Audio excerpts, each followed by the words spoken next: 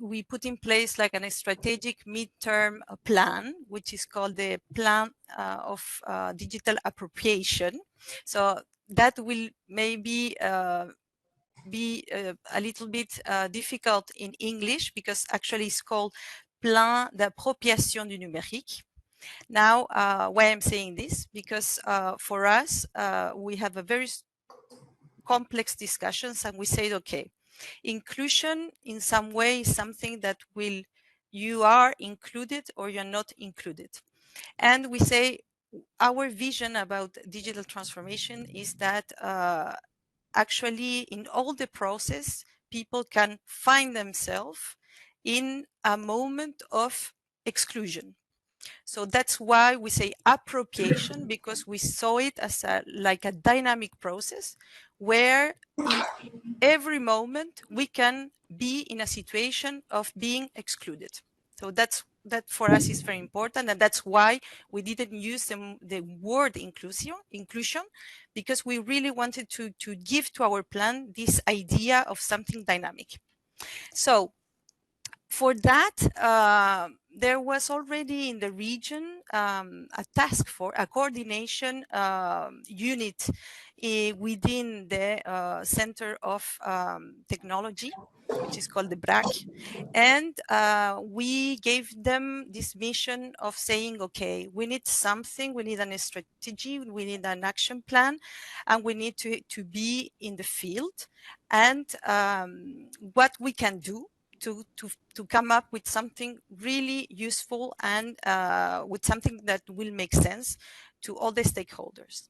That's why we created like a specific task force that is composed by NGOs, by local power representatives, by representatives of the administrations, the Brussels administrations. So it's a very big platform, which is, I would say, would have like 50 participants.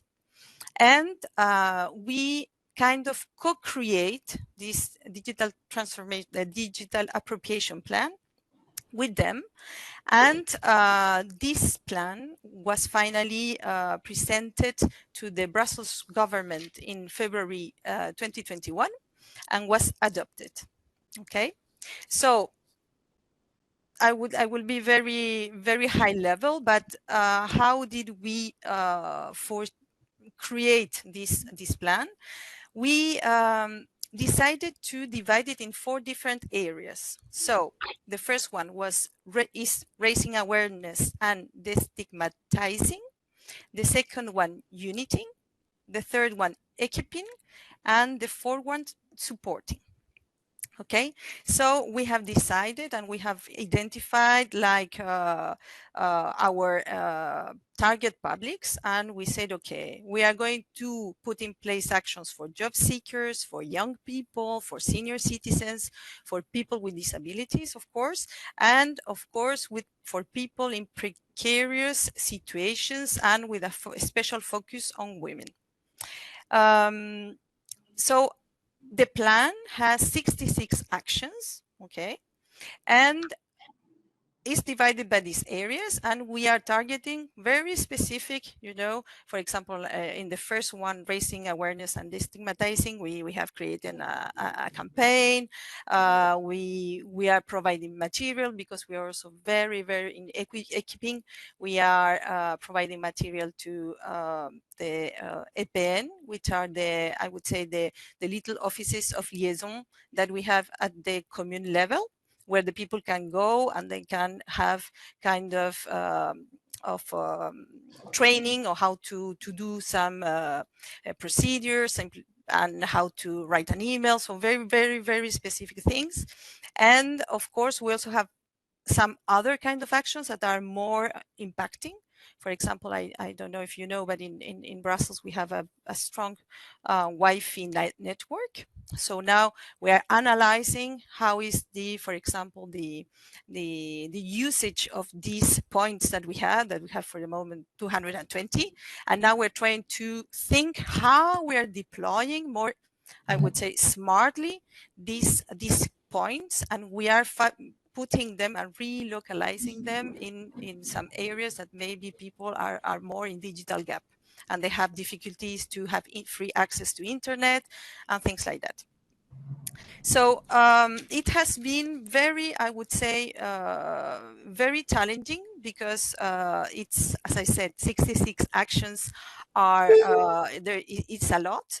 But at the same time, I would say that we're very happy because the first year we have just published the report of 2021, and it has been very successful. We have, among the lot of things that we have done.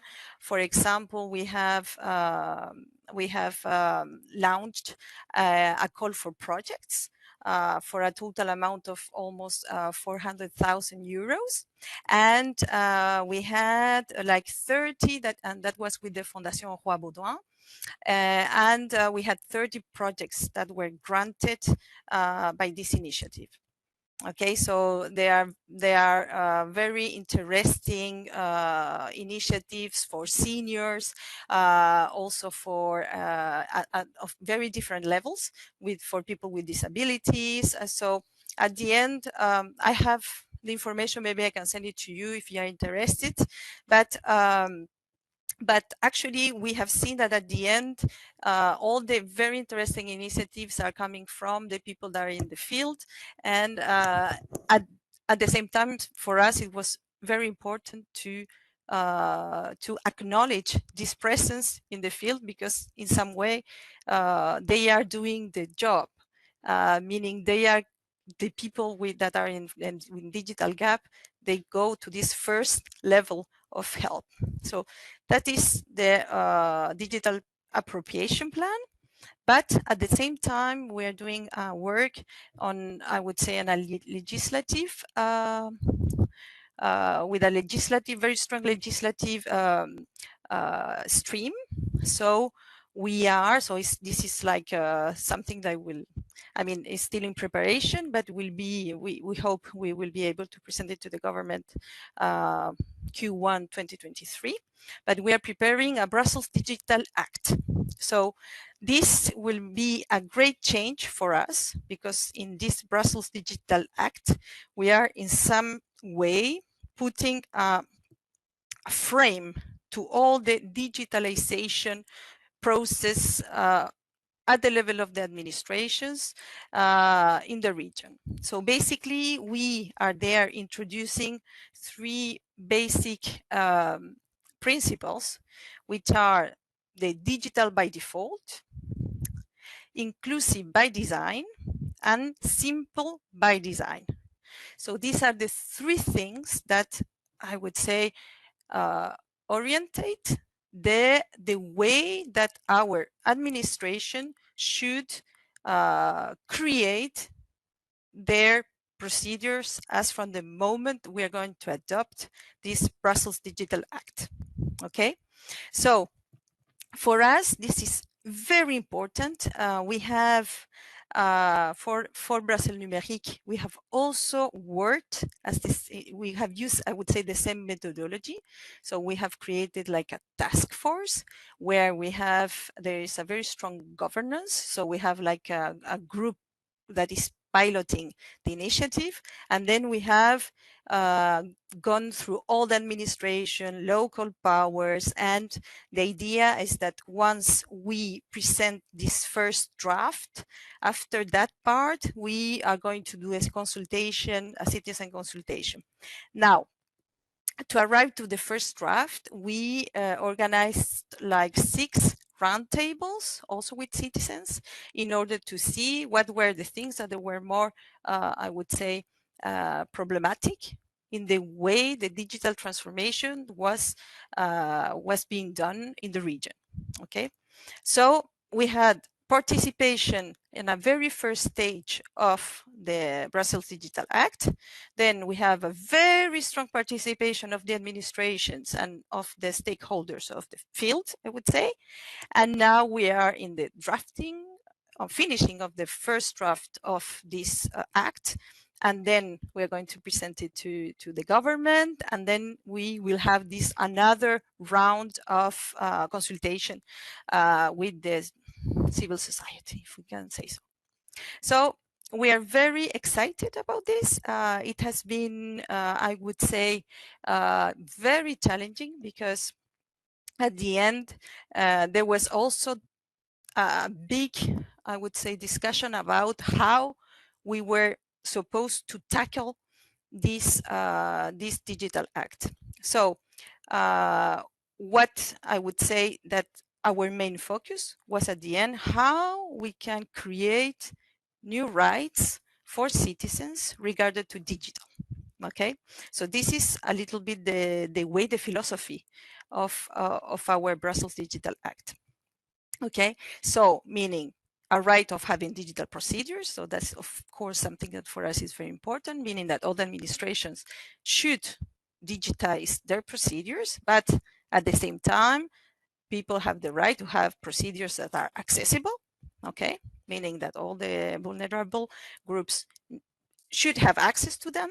And of course, the fact that by digitizing, we cannot remove some things that are very important, like, for example, the still administration, that they still need to keep having physical counters available for people, the senior people, people with disabilities, and whatsoever.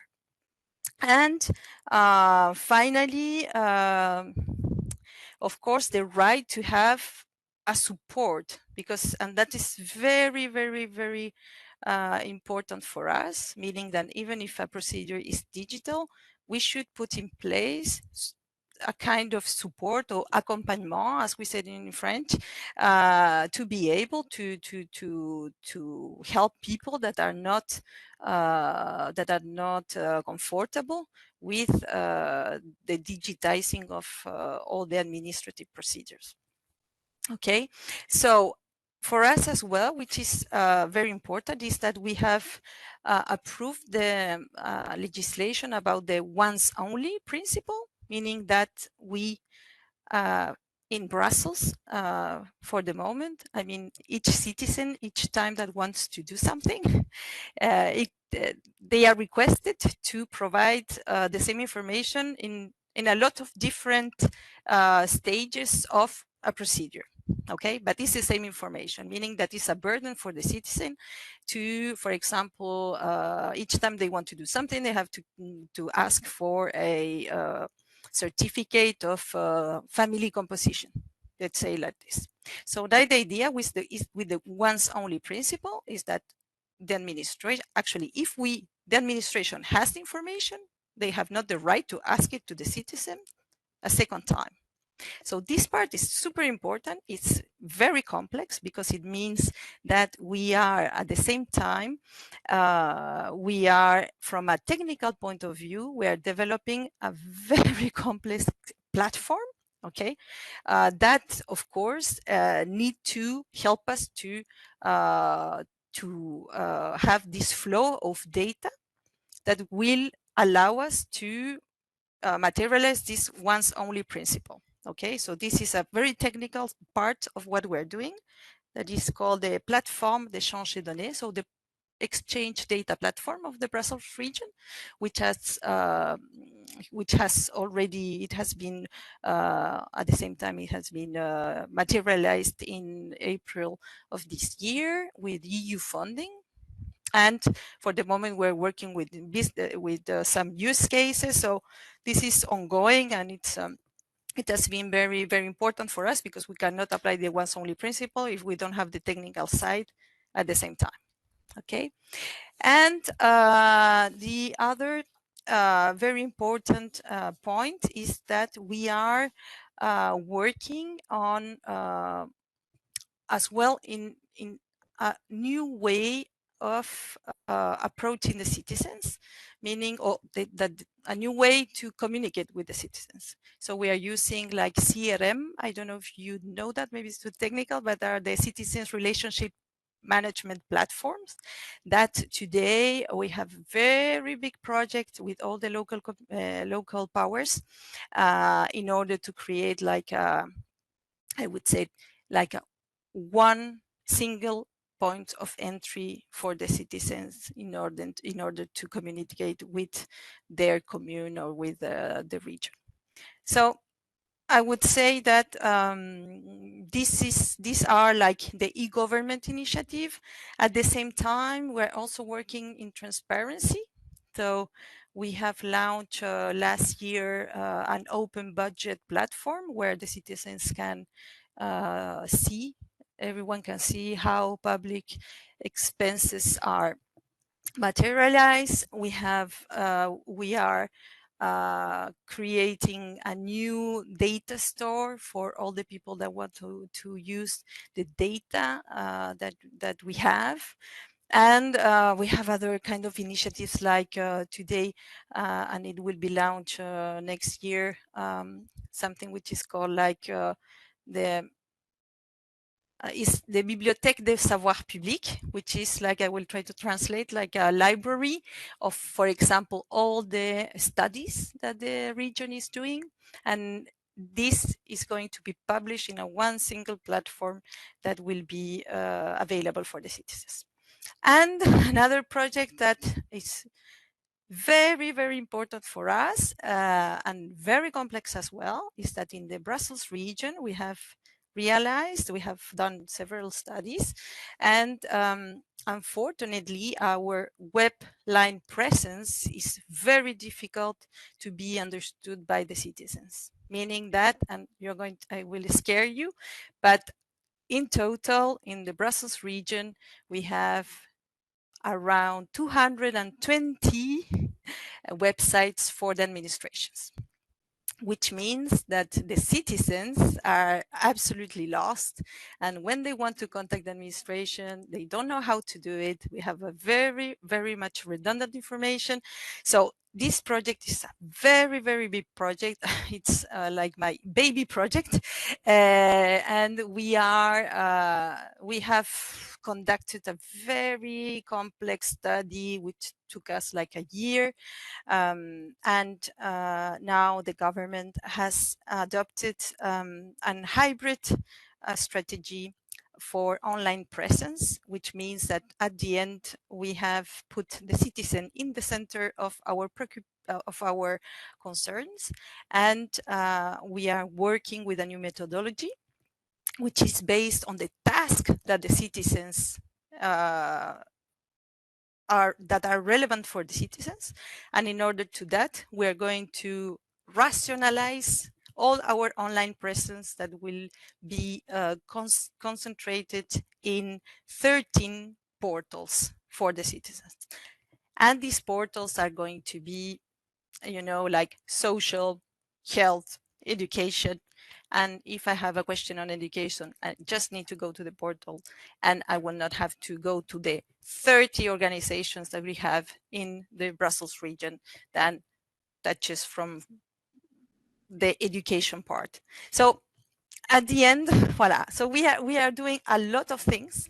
They are very, I would say that all the projects are very, they mean a very, yes, sorry.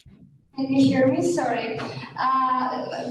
This is very impressive what you've been doing, and if you would allow me just to sum up and see if we got it together, because it's an immense amount of projects and opportunities you're getting there. So you're targeting also accessibility. You have free access points, Wi-Fi specific to the target group. So you're doing a lot of research on the target groups you need to tackle.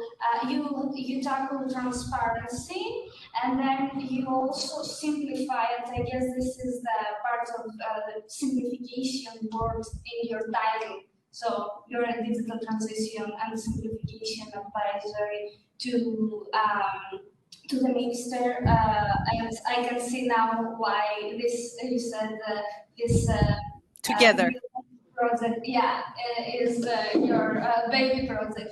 So this is, I think it's an immense work. Yeah, I was wondering if anyone has any questions, you can raise them to the advisor on the work in Brussels, especially. So we invited. Patricia really to.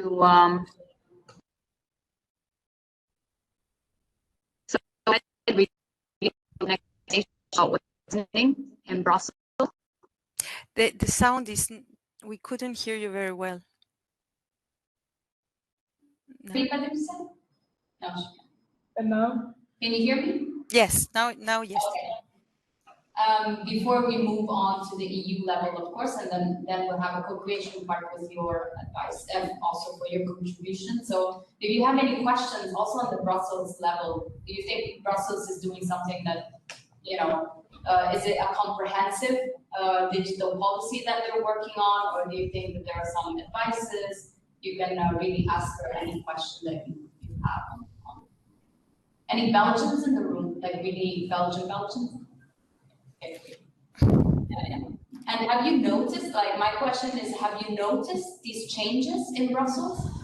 Like the ones that she was mentioning, for example, the stronger Wi-Fi, the opportunities, or these consultations that Patricia was mentioning, did you ever realize it? No. Yeah. So Patricia, maybe a question for you is like, you know, how did you get citizens' involvement in these policy-making consultations and things like that? Were there like random representative samples? Did you go to specific places actually to recruit citizens to help you in these decisions? Because maybe, you know, citizens are also interested in knowing how can they be part of it if they want to be part of it, or is it just random representative samples? Look, I would say that for the moment, it has each project has its own strategy.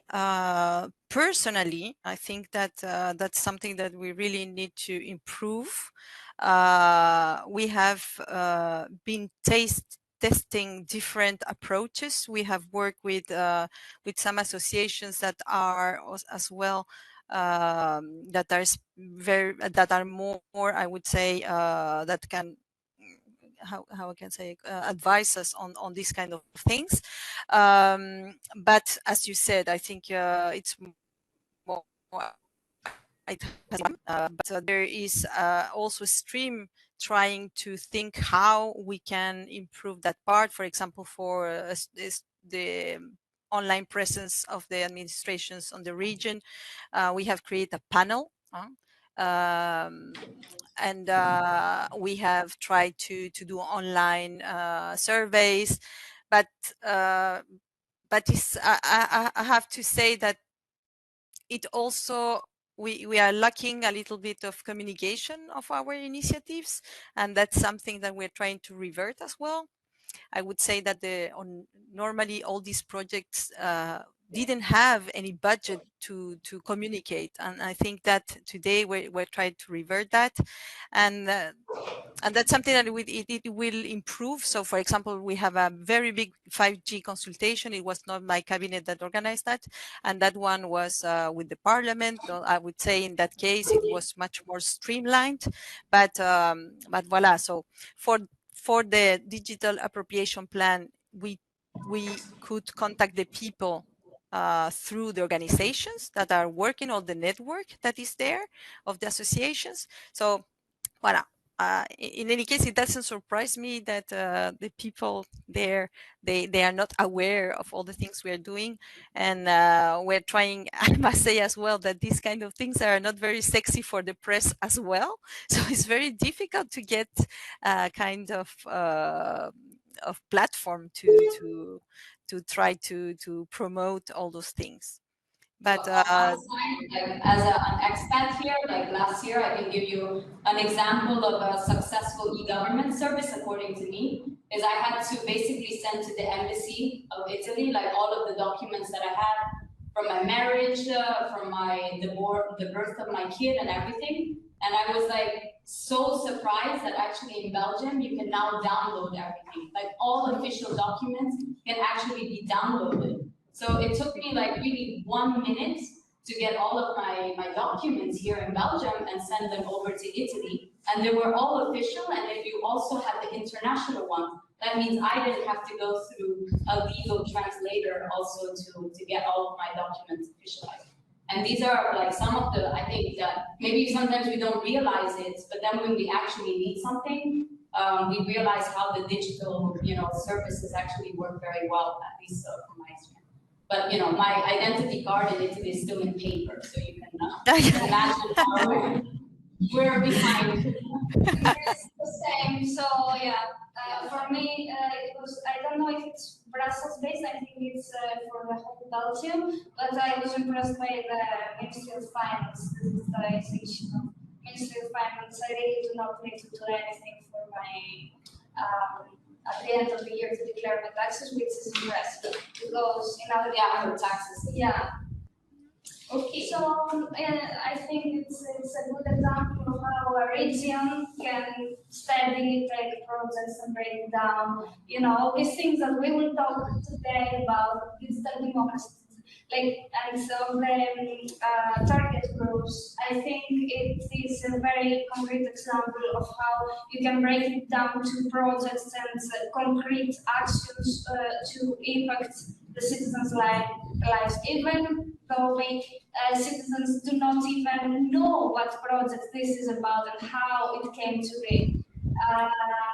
I think, and this is the purpose of the event, to highlight such initiatives and how the EU regions can transform steadily. Thank you, Patricia. Welcome. If you would like to keep on, I know you are very busy, so feel free to move along your schedule. But we will have a short overview of the focus areas: digital democracy, digital economy, education, safeguards, and rights. And Elisa will brief us on the challenges towards inclusion and what the civil society has been advocating for, and then we will also do our own recommendations, and we will gather all these recommendations and we will try to advocate for you guys. So let's dive. Yeah, just one more thing. I will leave you at 2. So and if I will be very interested to receive your recommendation afterwards, so I can share them with the minister. I think it will be nice. And if you want, you can come to the cabinet if you would like. So if you want to further discuss on these things. That would be great, thanks. So let me share the slides and we can begin. Yeah, so how we're going to do it now is that I'll just give you a brief overview. I won't go too much into detail of the recommendations that came from civil society at the EU level. So you just have, and then afterwards we'll start the Slido again and we'll ask you questions. And these questions are not technical, they're just basically about your daily life. If you use this type of services and what you think should be done to it. So we can start immediately with the first topic, which I mentioned, was digital democracy. So we heard from Patricia also, she was mentioning the different notions of e-government services, e-transparency. So here's just a quick slide about what we mean when we talk about digital democracy, right? So I actually wrote a book chapter a year ago where I conceptualized a few things that I saw in my research, and I divided digital democracy mainly in 3 big concepts. The first one is really e-government. So what she was mentioning, Patricia, was also how basically the government is using digital technology to enhance public administration and services for the citizens. So anything related, for example, to paying taxes online, using your e-identity card for services and things, that's e-government. On e-transparency, also a notion mentioned by Patricia, is the use of these ICT, which is information and communication technologies, to enhance the transparency of governments. So exactly what Patricia was saying, like the creation of a knowledge center, making sure that all the legislative processes are always transparent so a citizen knows when it starts and what is the outcome and who influence, like lobby groups, also politicians, etc. E-participation is the use of these technologies to allow citizens to actively participate. That means every time a citizen is called for a citizens' assembly, a consultation process, this is e-participation because they're actively participating. And then part of e-participation, we separate a bit e-voting, because this is more about, for example, e-voting in elections. So not all countries in Europe obviously have the e-voting mechanism, and the discussion is always around, you know, Do we want e-voting, or is this more of a challenge for people? Just to add something, Lisa, this, of course, we have a lot of slides with a lot of content because, like we said, we're doing this for the member states, but this is a consolidated demand, so we will skip some pieces of information. We have all the slides there so we can read it, so you can read all the content, but Elisa will go through in 15 minutes approximately, because we also need to dive into the topics. We'll send the report to everyone if you're interested, the full report of everything, so you can see. So what you will see from these slides is that there are a few challenges which were across all of them, and these are like the challenges that we identified as civil society. And as you can see, every time the same discussions came out around ensuring accessibility, ensuring inclusiveness, and ensuring transparency for citizens. So there were some proposed actions from the civil society organizations. For example, which is already being implemented, for example, in Finland, is that in Finland, if you're a Finnish citizen, free, equal, and affordable internet is your fundamental right, which means that if you're born in Finland, that means that every time when you're born, you have as a right to have high-speed internet. And this is something that we propose that we think that not only Finnish citizens should have, but all EU citizens should have. Because if we do a transition from offline to digital services, then we need to make sure everyone can just afford the internet. Another, as you can see, number 2 is about providing public services that are fully accessible. And here, of course, as civil society organizations, we stress the importance of having NGOs that are funded and that can support the transition of digital in our societies, and also to expand all of these initiatives that support and guide citizens into digital transition.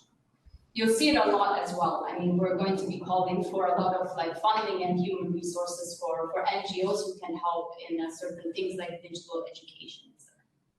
So another thing that civil society is pushing for a lot is open data, open source programs, etc. Most probably you know, but there are companies that maybe they want to make a profit, so they keep their licenses closed and they're not open source. Civil society obviously pushes a lot for open source software so that everyone can actually use the code and they can use it as well for their needs. E-participation mechanism, meaning testing and combining new methods of citizen engagement. We have certain, like for example, petitions, consultations, citizens' assemblies, and things like that, but we should test out and pilot more different ones, like crowdsourcing, participatory budgeting, etc. And then pilot e-voting at the next European elections in 2024 was a recommendation to start testing out, especially when you're an expat and you need to vote. It's just easier to do it online, obviously, instead of just going back. Or paper ballots, they're sometimes also quite risky, so it's just seeing if this can be safe and okay. Okay, so then we have digital economy. So digital economy has these different notions. Digital industry, so most probably you've heard of the Internet of Things, cloud computing. Then digital finance, the impact of these new technologies on financial services, for example, our banking sector, what's going to happen there. Data economy, so it's about the creation of a single market for data so that it's more accessible, it's more transparent, and it can benefit all of the services. And this was something that also Patricia was mentioning with the data, that is, you know, how can it be beneficial, right? And then supporting also green digital solutions, always conscious about the environment, of course, while we go through the digital age, social welfare in the digital age, and digital companies such as Uber, Amazon, and how this is also impacting our society in that sense.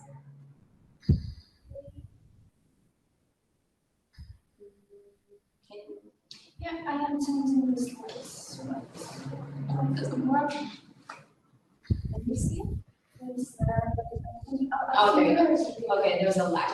All right, so the proposed actions here is, of course, to support all of those excluded groups. So also what Patricia was mentioning, right? The people left behind due to inaccessibility, unavailability, or they just simply can't afford technology.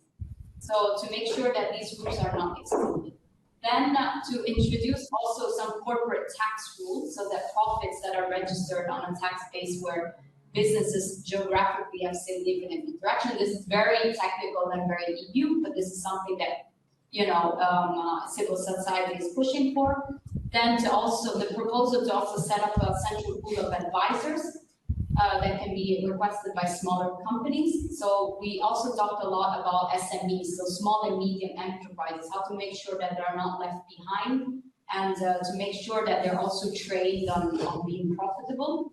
And then to improve the market in crypto assets, the MiCA regulation. So maybe, I don't know how many of you are in the whole cryptocurrency discussions, but maybe you've also seen, like with the invasion in Ukraine, there were ways to bypass kind of our financial services as we know them.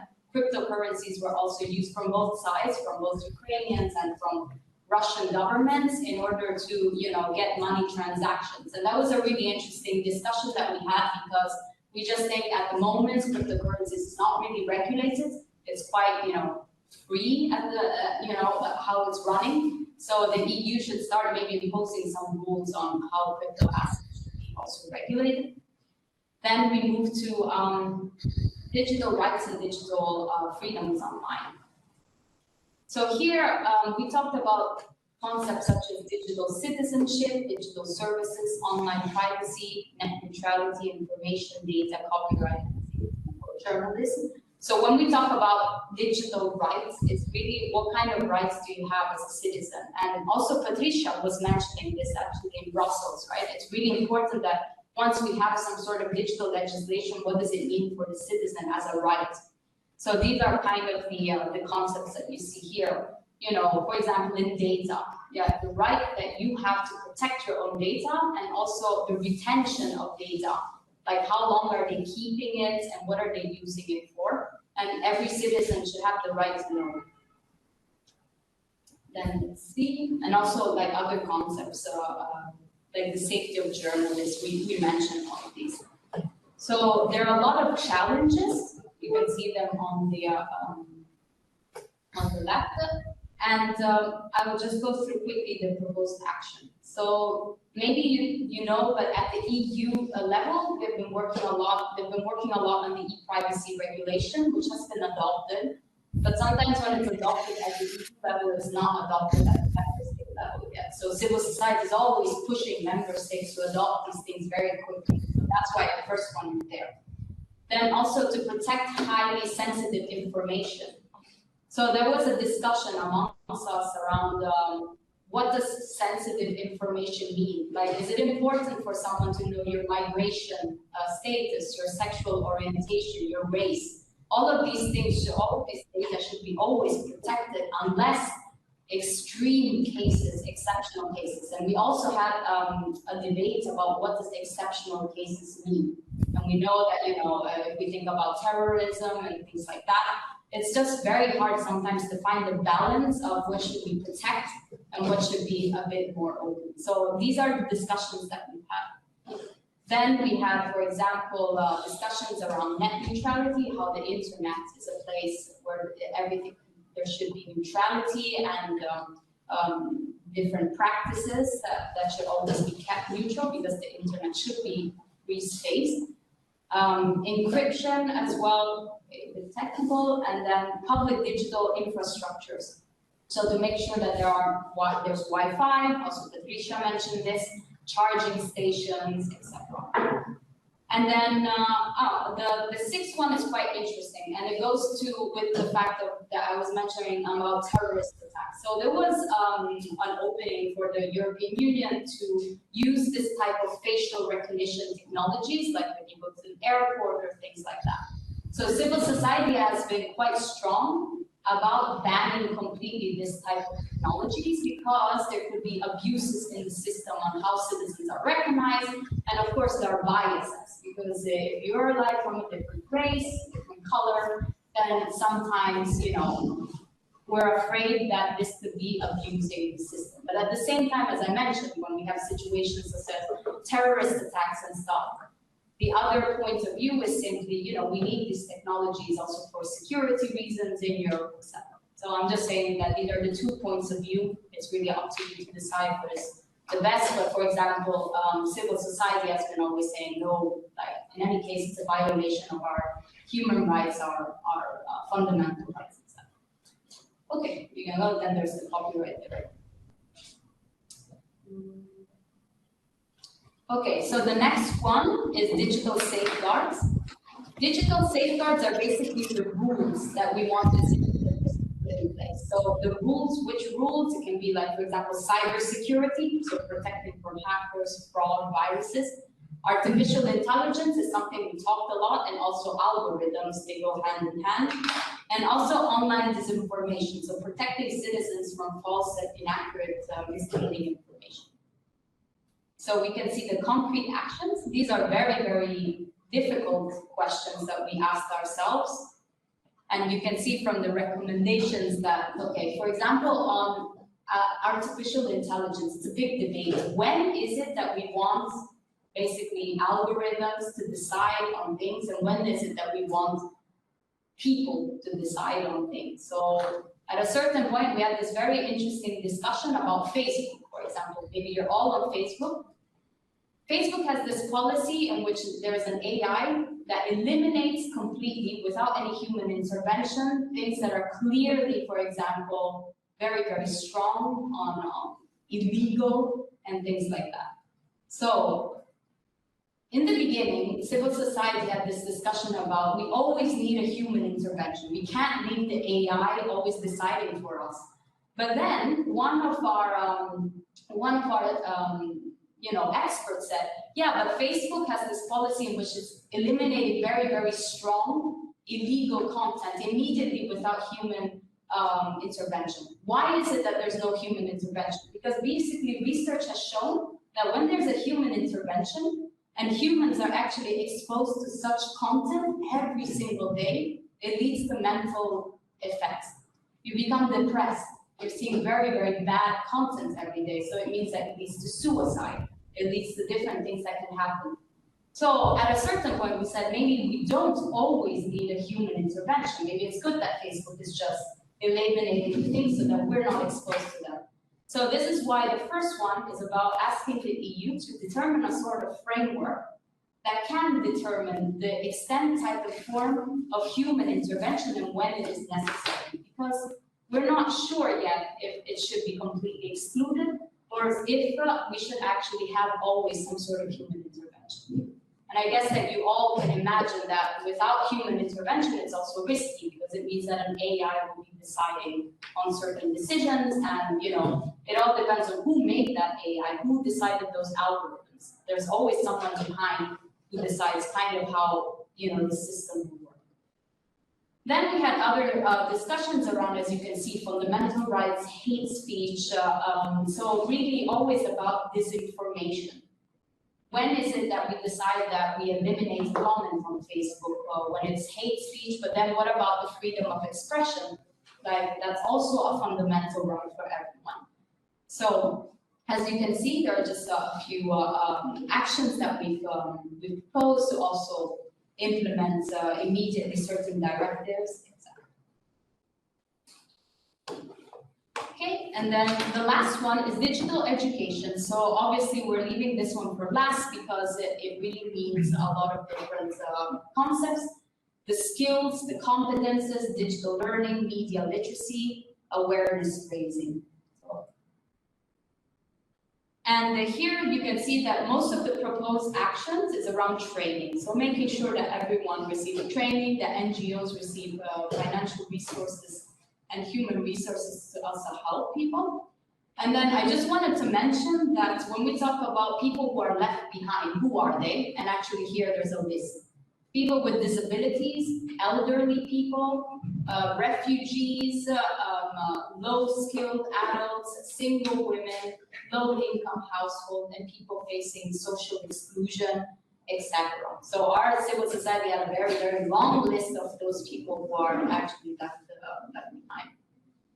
And then, yeah, so as I said, we just simply need more training, and how it can also be training teachers, public administrations, and making sure that, yeah, there are possibilities for people to actually get also non-formal education, meaning not only at school, but also beyond school, how they can get this information to know how digital services work or technologies work. Thank you, Lisa. Just to let everyone know that Patricia left us, I already have to leave. I didn't want to interrupt your wonderful presentation. I would like us to move now to the cooperation session. If you agree, you can join via the QR. Yeah, just put also on the website slide. Yeah, or we can go in the slido.com and put the ID number 3183816. And then for both cases, either you join with the QR or with the ID number, you put the passcode 12345. So first we have a very short survey questionnaire about digital democracy and how to make it more inclusive. I will go through the questions, and once people start submitting, we will also see the results live. So, do you regularly use online government public services in your region? Do you prefer public administration? Okay, we already have some contributions in this slide now. Do you prefer public administration services to be online or offline? Do you find it easy to access online governmental information? Do you find it easy to access online information of the EU institutions? And finally, would you be comfortable in voting online at the next European elections? And what do you think is the main challenge to accessing in-government services online? So this is actually an open question. Some questions are open, some closed. Most of the people choose to respond only to the closed questions, but if you do have something to contribute, I think it would help also the discussion in the room. Of course, we have some people in the room, and we can also discuss online. This is why we have the microphone that gets the whole room, so feel free to jump into the conversation. I will wait for 1 minute to have some contribution. Yeah, sure. As you can see, the questions are really easy. It's just to know, like, since we're doing it in different countries, of course, we want a comparative analysis also of some countries are obviously more digital than others, and this is the way it is.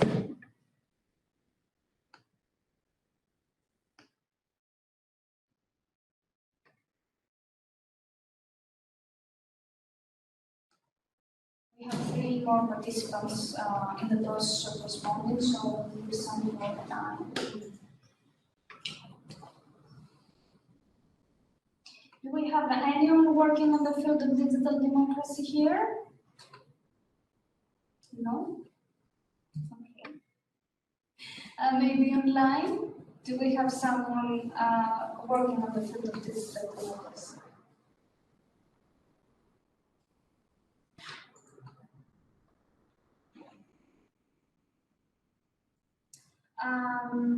Okay, we have chat comments from Kenya Rodriguez. CISA technology, Cisco, Fortinet, checkpoint. Yeah, it was the first question. Which It was the first question.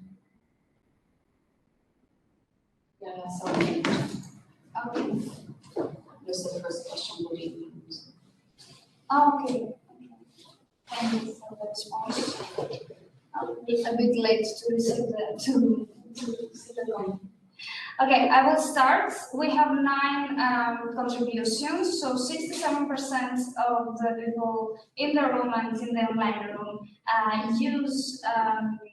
use regularly e-government, but we have someone stating no, and we have some responses sometimes. So we have a range of people and how they use their technology every day, and most of the people do prefer the online public administration. Of course, we're not saying we should have to pick; both should be there for people that cannot access online public administration. But when it comes to your easiness, what would you prefer? Do you find it easy to access online governmental information for public services, legislative procedures, etc.? So we have a 56% saying sometimes, and then we have 22 for both yes and no. So it's an even round there. And for EU institutions, okay, we have again saying 33% for yes and no, but sometimes is less. So I think like it's people find it easier to access their own countries. Okay, and I have never tried. Okay, that's fair. And then, would you be comfortable in voting online at the next European elections? Of course, should the process be transparent. And we have 56% of yes, and okay, again, no, and I don't know, 22%. Then the open question, what do you think is the main challenge to accessing government services online? Security and inclusion. Okay, bureaucracy. I think that's a fair point. Considering all the legislative procedure you need to go through to establish something. Authentication processes and transition of the services to the online format. Lacking translation in English, at least for expats. Sometimes websites are too complicated and have an enormous scope. And government need to have a better communication strategy in order for citizens to know that different services are okay. Are there any questions or also comments? Is there a reason why you don't feel comfortable voting online? Maybe that's my question to you. It's a question of security. Yeah, because someone can impersonate you, and all the nation states can really attack a government, another government, and simulate other results. And I think I am working for cyber finder. We are educated to cybersecurity, and I wouldn't trust a system to vote online. Okay, but there are so many threats possible, so many vulnerabilities that we have to tackle before being able to do it. And even if we can do it, there's always too much risk for me. Same opinion here. Yeah, you're both Belgian. That's interesting. I mean, it's nice that because in Belgium it's also mandatory to vote, and but you do have a strong e-identification service. Like in-person identification is quite difficult if you have ways of authenticating that person is you. But you're afraid of hackers from external governments, or? Yes, that, but also social engineering. So, all the spams that exist and also be influenced, or that you give your codes of access. Human factor is very essential in hacking, in the threats. So I can give you an anecdote on this because like I spoke once a few years ago with an Estonian governmental worker like on the IT side, and you know Estonia is like the #1 front runner on digital services and they've had e-voting for a long time now. And I was asking this this engineer, like, aren't you afraid of hackers and things like that? And he was like, no, because every time it has happened, we managed to trace the original source of where it was hacked. So he said that everything online is anyway traceable, according to him. I'm just throwing it out there because I thought it was a really interesting perspective, because according to Estonians, whatever happens online, they will manage to find the perpetrator. Like the hacker will be always found at a certain point, because everything that they see is that it's traceable, so they can find out who was the And then I can tell you another anecdote which I find interesting is that, I've had some Hungarian friends who told me that every time in their elections, offline just also doesn't guarantee, that there's no corruption or fraud. Because in the sense that, in his village in Hungary, politicians would just go there and buy votes. So when we have the fear of the online, it's not like the offline always is a solution either, because we still see these things actually in certain countries, like in Hungary, where, it just happens that people can just buy votes and that's it. True. So in the end, it's just, I don't have the solution. I'm just saying different perspectives that I've heard that I thought is interesting always to think. But before enable people to go online, you need a huge mass education, sensibilization, etc. Maybe Estonia has it. Yeah, sure. Has it, but here, I'm sure we do not have. Yeah, sure. Maybe the solution is both. Yeah. Go somewhere to the paper and also sign with your ID, EID. I also think it's what she's saying. I'm sorry, your name is Sylvie. So I think it's what Sylvie was saying, before actually having in place this, also civil society is saying we need to make sure that it's secure. That the infrastructures are just a guarantee that, And here I've seen in Belgium that now you have It's Me and everything, which is this double authentication, And that's what we've been also studying, different ways of authenticating, basically, that makes it even harder. But of course, as you said, you don't know how things work. There can always be someone who manages to bypass the system at a certain point. Something you just mentioned about the example in Estonia, that you used the option of traceability as a positive to find the hacker, whatever. But I see it as a negative, especially in this domain. Why would I want to be, my vote to be traceable? Why would someone, because a vote is supposed to be anonymous, Yeah. That's it. And online, I don't think that's the case. Yeah, sure. Could be also, I think that they are managing to find the hacker. Well, they managed to find the source. So basically they can see where it came from. They obviously don't know the person maybe, but they can trace back the origin of where the system was hacked. So if you see it's an external government, you see what I mean? They can see where it's from. I understand that, but at the same time, everything we're doing online stays online. Yeah. So if I vote for one party or for the other, this information can be leaked because I logged in with credentials, and someone, a hacker or whatever, can find. Absolutely. That's also the reason why the whole commission, is maybe the only government in the world that has implemented the GDPR. And all of the ways also to securing that even if you're traceable, at least you know that it's a violation of the law, that your data is stolen and thing, and that, but, Europe is basically the only one that has implemented this. So it's, as you said, I think that also that online is always traceable, and in some ways, if you're a good hacker, you can. I hate to interrupt. But we can go ahead. Yeah, sorry. You wanted to say something?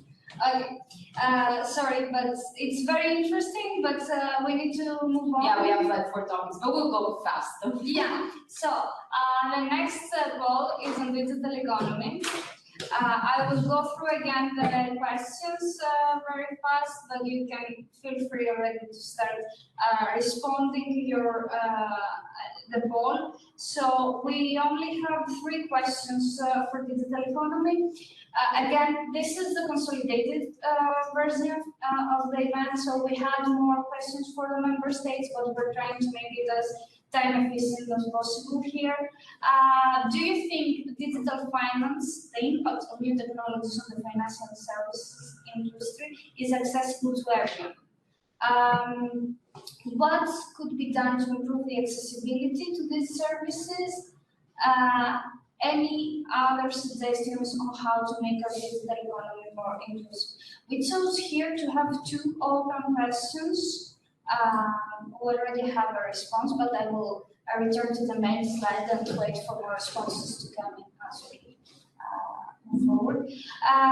We chose 2 open questions here because we thought it would be best, because digital economy is a massive field, and I think there are more to say. There are a lot of options for inclusion. It's a field, of course, all of the fields we discussed affect everyone, but the economy is the most, the first thing you encounter, in your pocket. So we want to receive also open questions, recommendations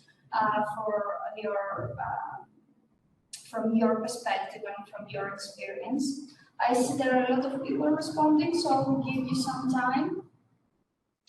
Okay, so most of the people do not think that digital finance is accessible, and I think what is more interesting to see are the open questions,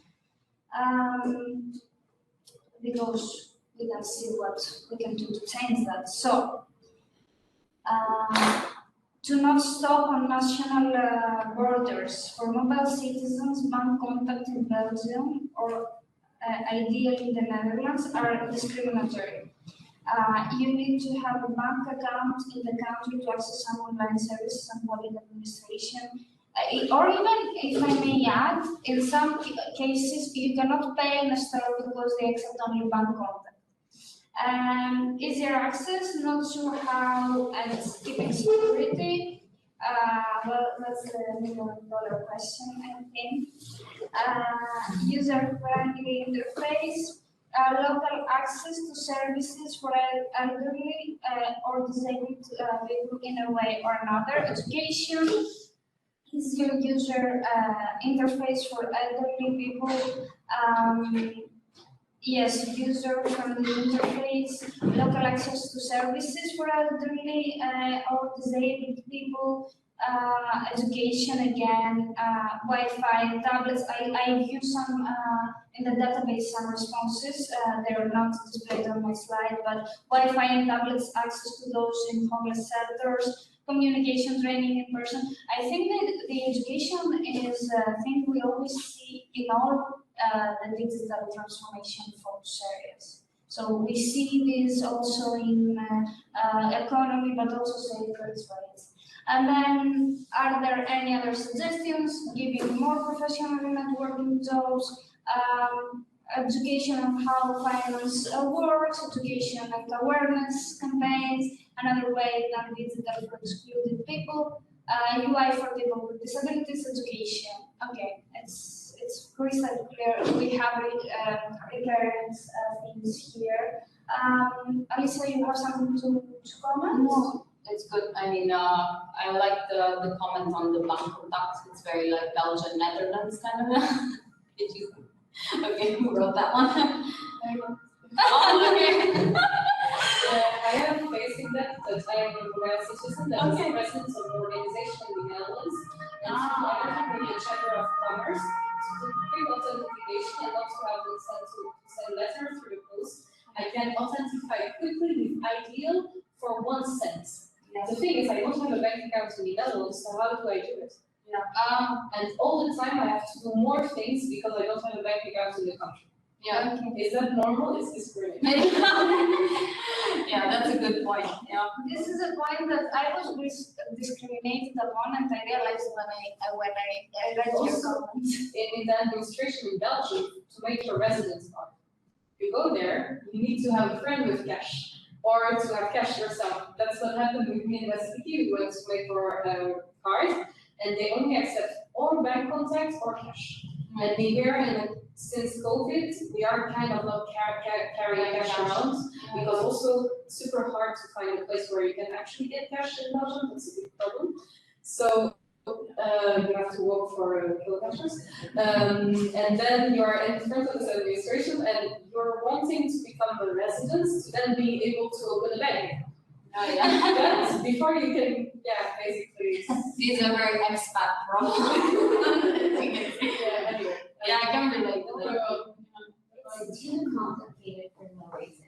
Yeah, exactly. Well, I'm sorry that Patricia is not online anymore. It would have been interesting feedback to give to her. I will send her Yeah, okay. this. Yeah, but it does make sense. Yeah. Any other comments in the room? Okay, I will move on to digital rights questionnaire. Yeah, so here we have some 4 questions. Do you think everyone in the EU should have the rights to free, affordable, high-speed internet and access to technological infrastructure? So it's like the Finnish case that I was saying. Yeah. Do you think your rights are sufficiently protected online? Is it clear to you how your personal data is treated every time you connect online? Every time I open this a website, and I am just every time they get even smarter on how to make me press that allow all buttons. So they have done like.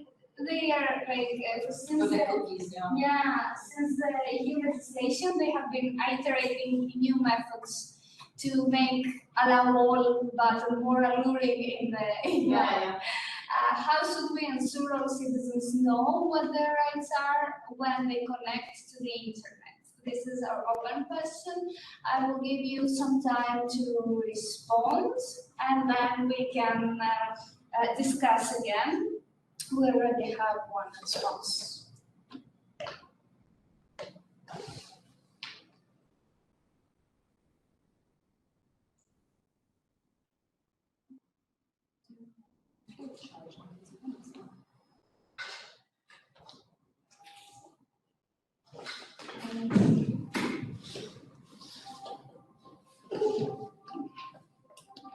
This is not working. There.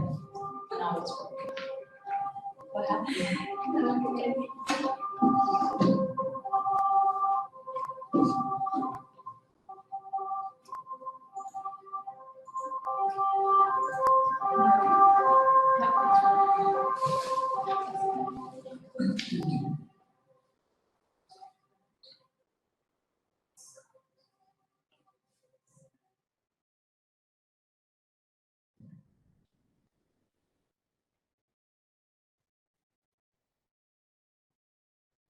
Okay, I will start with everything else there. Okay, that's strong. We have 100% yes.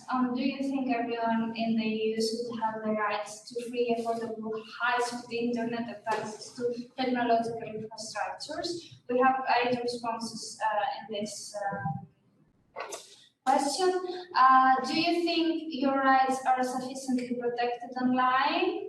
50% no, 25% sometimes. We have yes, and I do not know, 11 now, it was 13 before. So, but still no remains highly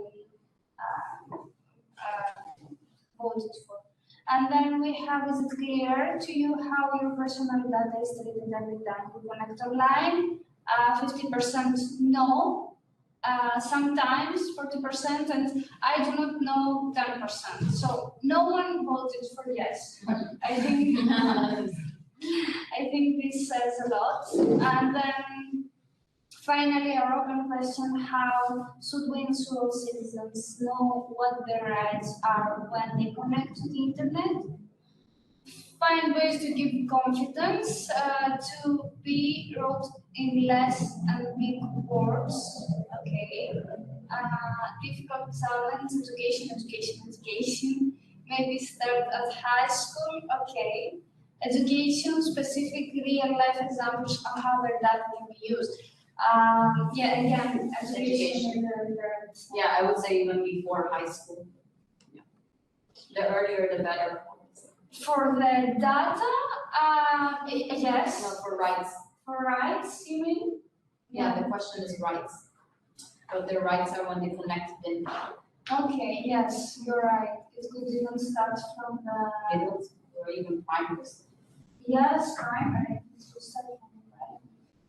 Okay, are we ready to go to the safeguards? To be Yeah. you have something to add? Okay, so We'll just run through the questions and then we'll have a discussion in the end about everything. okay, we can run Safeguards and then digital education. And then okay, so are there specific safeguards that policymakers should implement, especially to protect vulnerable groups? What are vulnerable groups in our digital society? What are their vulnerabilities? Specify which group has which vulnerability. And then you can of course fill it in, but I will move to reading also the questions for digital education. Are digital education initiatives in your region easy to find and accessible for all vulnerable groups? Both easy and mostly accessible, easy to find but not accessible, etc.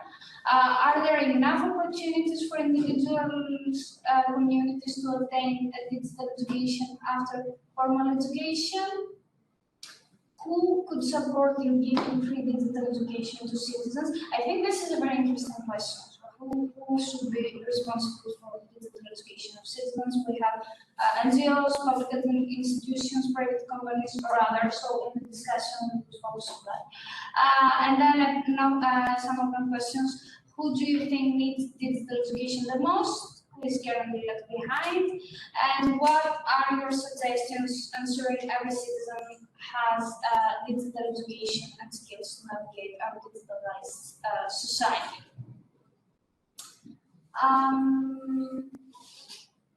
Okay, maybe we could start from digital safeguards, Elisa.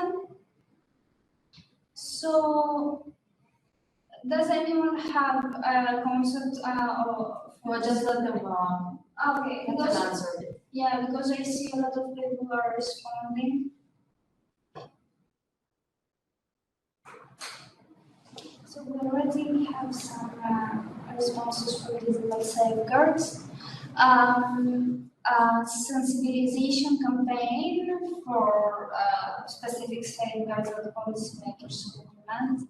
Mandatory accessible internet pages, accessible with screen readers, etc. And then VPN, software security protection. Okay, I will come back. And for the vulnerable groups, we have homeless, disabled, older people, paperless, children, okay, people with disabilities, people living in spaces with bad broadband access to internet. Okay, this is also interesting. So the area which you can also be a vulnerability and so on. And then for digital education, we do not have responses yet. So Let's start digital education. yes. It's the last one. We can have a discussion. Yes, I will give some time to. Yeah, so this one's the last one. It's really on digital education. And if you think that there's enough. I can take a check. Yes, we'll read the answers and then we can have the last discussion and then we can close up the session. Okay, are digital education initiatives in your region easy to find and accessible?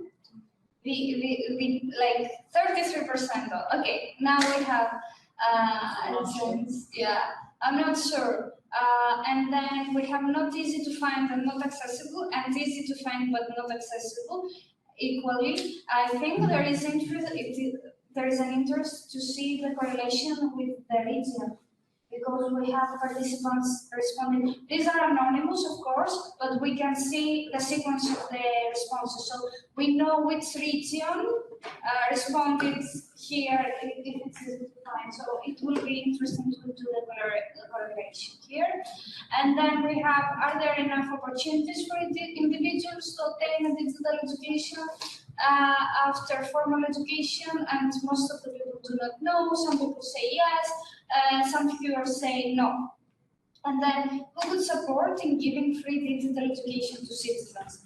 50% say NGOs, then we have public institutions and private companies. I think the other is very interesting. So if someone responds with the other here in the room or online, please write us in the chat or tell us. Yes? I think that all these factors, Everyone. There's basically like all the above or multiple selection. Okay. Okay.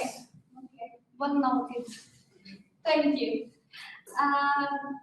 And then, who do you think needs digital education the most?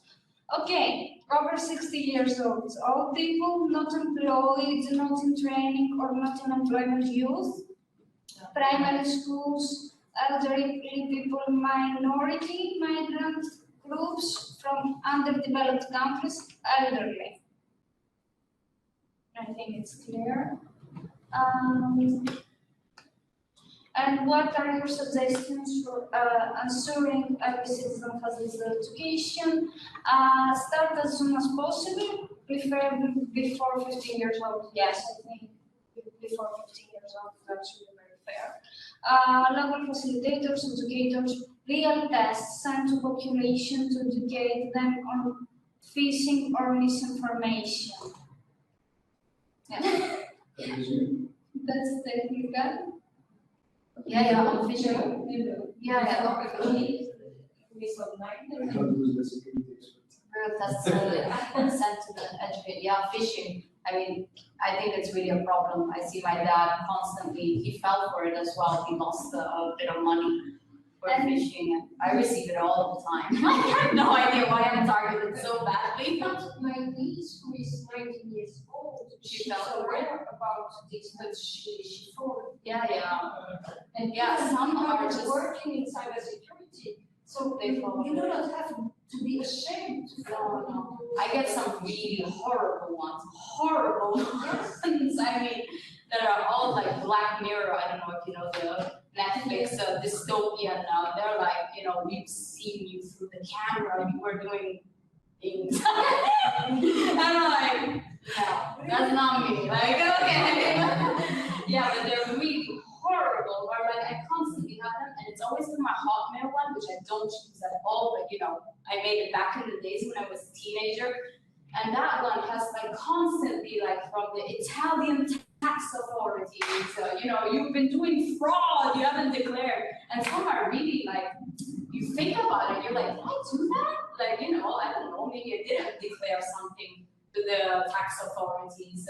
You need to think, did I declare because I moved here? So, but others are really like Black Mirror style. Like we used your camera was switched on while you were using your computer, and we saw you, do like either fraud or corruption, or also go to certain websites like. They're really. For that, you can use a little plugin. Just a cover on your webcam. Yeah, of course. You can open and. Yeah. No, I do that. I usually just put a post-it, but that also works. But I'm just saying that when people receive that, like my dad fell for one, which was about banking. So it was like an email from the bank saying, look, if you need to give like €1 for something, and then like through that operation, they actually got access to his bank account. It's just, but anyone can fall for it, as you said, like even, that's why I'm saying like the age is interesting, because I just think that kids already at 10 years old, of course, parents put limitations of what they can access, but already they're having mobile phones at such a young age. So why wouldn't you already educate them, like, in primary school about what about digital education. The moment you start with technology, I think that's the moment you should have education on it. I mean, it makes no sense to wait, you know, because sometimes it's out of control. There's peer pressure in schools and things. So I just think, yeah. And regarding the phishing tests, real tests, I think they're very interesting and very, you know, you're aware you will get a phishing, so you're looking for it. Yeah, actually, I wrote that because in my previous company, we received, I was working at Accenture, and we received mail sometimes sent by Accenture, and you click on the one link, you get the bad boys. That's pretty cool. It's like a fire alarm system, like a fire emergency, you know, training. Yeah, and you always end up clicking the link. You may skip to and actually, we were asked to each time we had such email to categorize it, and so it would go centrally to the security team, so they would get a view of all the phishing attacks. Okay. We actually had the same in my previous company, and the funny thing is that as engineers, there's no way. And security, but in the morning at 9, they send a very nice structured message, and we fall to it like once per 5. Say, So it's a matter of constant training and being alert. Yeah, so it's being alert. It's not gonna happen even if you've been training from 11 years old. There's gonna be a time. So it's a good idea. So maybe I don't know if you can go wrong. Otherwise, but it's also because it keeps you on alert and also you familiarize with it. Yeah, it's great. No, but actually, like, so what we're doing, we forgot to say this maybe in the beginning, is that we're collecting these like contributions, and obviously they're all anonymous, because we're going to 5 countries this year and then 5 countries next year.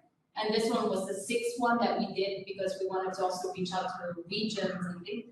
Because like in 2024, we want to make a handbook, a sort of guidelines that we want to send to EU policymakers and say, you know, we consulted with citizens. And so we're definitely going to put also some examples of how, you know, certain things can practically be done, like, you know, test, like a fire alarm. We do trainings on that at school. Why not do certain things also on digital education? It would make totally sense, like in my opinion. So that's a really good one. So yeah, so I think we're late. So I would say that we can actually close the session. Thanks a lot for coming. We hope that it was interesting for all of you. We are happy to send the online report, like the one that we did, to all of you if you're interested. And once we have the handbook, which will be most probably in a year, we can also reach out to you and send you the final, since you registered it. If that's okay with you, just to keep you informed on how we're doing. But really, thanks for joining. thank you for attending. And one more thing, I know you all have places to be. If you could respond to this feedback survey, I will send you all the data you need to put in, because we need to put the reference number of the project. But of course, I will send it to your emails, and maybe it's for feedback and for the Commission to know what we're doing. Of course, this is not about this slide, it's something different, it's just a feedback survey. If you find the time to do it, we will send you of course, the link and all this first page that you need to fill in for the Commission to know which event it was. Yeah, we're talking about them. Then you can fill in the pages with the feedback. Thank you very much.